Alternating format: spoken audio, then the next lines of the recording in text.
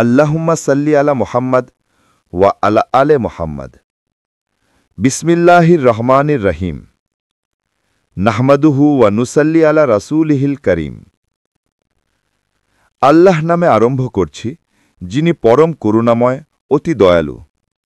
অসংখ্য দুরুদ, সালাত ও সালাম বর্ষিত হোক নূরনবী হুজুর পাক সাল্লাল্লাহু আলাইহি ওয়াসাল্লাম ও তার পবিত্র আহলে বায়ত পরিবার আলাইহিসসালাম ও শুহাদায়ে কারবালাদের কদমে, এবং মকবুল সাহাবায়ে কেরাম ও আউলিয়ায়ে কেরামদের প্রতি। ওমর কত বড় মুনাফেক সাহাবী ছিলেন তাই হাদিসের মাধ্যমে প্রমাণ হয়ে যায়। নূর নবীজি সাল্লাল্লাহু আলাইহি ওয়াসাল্লামের ওফাতের সময় বলেছেন যে, আমাকে একটি কিছু দাও, আমি লিখে দিয়ে যাই, যেন তোমরা পথভ্রষ্ট না হও।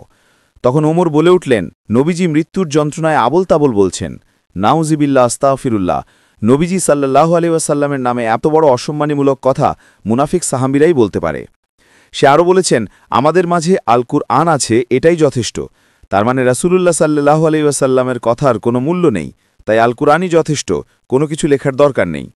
দলিল বুখারী শরীফ, হাদিস নং 5669। আসুন হাদিসে কি আছে আমরা দেখি।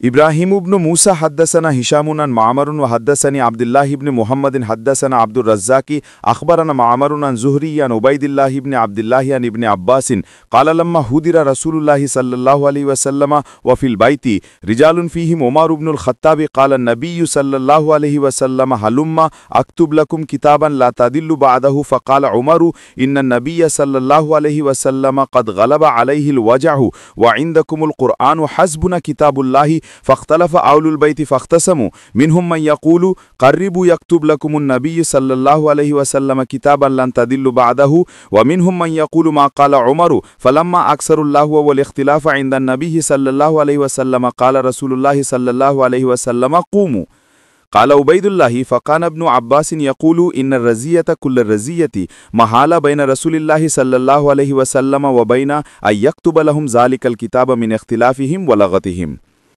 আব্বাস রাদিয়াল্লাহু তাআলা আনহু থেকে বর্ণিত, তিনি বলেন, যখন রাসূলুল্লাহ সাল্লাল্লাহু আলাইহি ওয়াসাল্লামের ইন্তেকালের সময় আগত হল, তখন ঘরের মধ্যে অনেক মানুষের জমায়েত ছিল, যার মধ্যে উমর ইবনুল খাত্তাবও ছিলেন। তখন নবী সাল্লাল্লাহু আলাইহি ওয়াসাল্লাম রোগকাতর অবস্থায় বললেন, লাও, আমি তোমাদের জন্য কিছু লিখে দেব, যেন পরবর্তীতে তোমরা পথভ্রষ্ট না হও। তখন ওমর বলে উঠলেন, নবীজি মৃত্যুর যন্ত্রণায় আবল তাবল বলছেন। নাউজিবিল্লাহ। আমাদের কাছে কোরআন মওজুদ আর আল্লাহের কিতাব আমাদের জন্য যথেষ্ট। এই সময় আহলে বাইতের মধ্যে মতানৈক্যের সৃষ্টি হল, তারা বাদানুবাদে প্রবৃত্ত হলেন। তন্মধ্যে কেউ কেউ বলতে লাগলেন, নবীজির কাছে কাগজ পৌঁছে দাও এবং তিনি তোমাদের জন্য কিছু লিখে দেবেন, যেন পরবর্তীতে তোমরা কখনো পথভ্রষ্ট না হও। আবার তাদের মধ্যে ওমর যা বললেন তা বলে যেতে লাগলেন।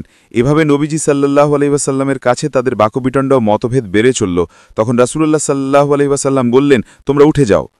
উবাইদুল্লাহ বলেন, ইবনে আব্বাস রাদিয়াল্লাহু তাআলা আনহু বলতেন, বড় মুসিবত হল লোকজনের সেই মতভেদ ও তর্কবিতর্ক, যা নবীজি এবং তার সেই লেখি দেয়ার মধ্যে বাধা হয়ে দাঁড়িয়েছিল। আধুনিক প্রকাশনী 5258, ইসলামিক ফাউন্ডেশন 5154। সহিহ বুখারী, হাদিস নং 5669, হাদিসের মান সহিহ হাদিস। আজকের ভিডিওটি আমি এখানেই শেষ করছি। আল্লাহ হাফেজ, ফি আমানিল্লাহ।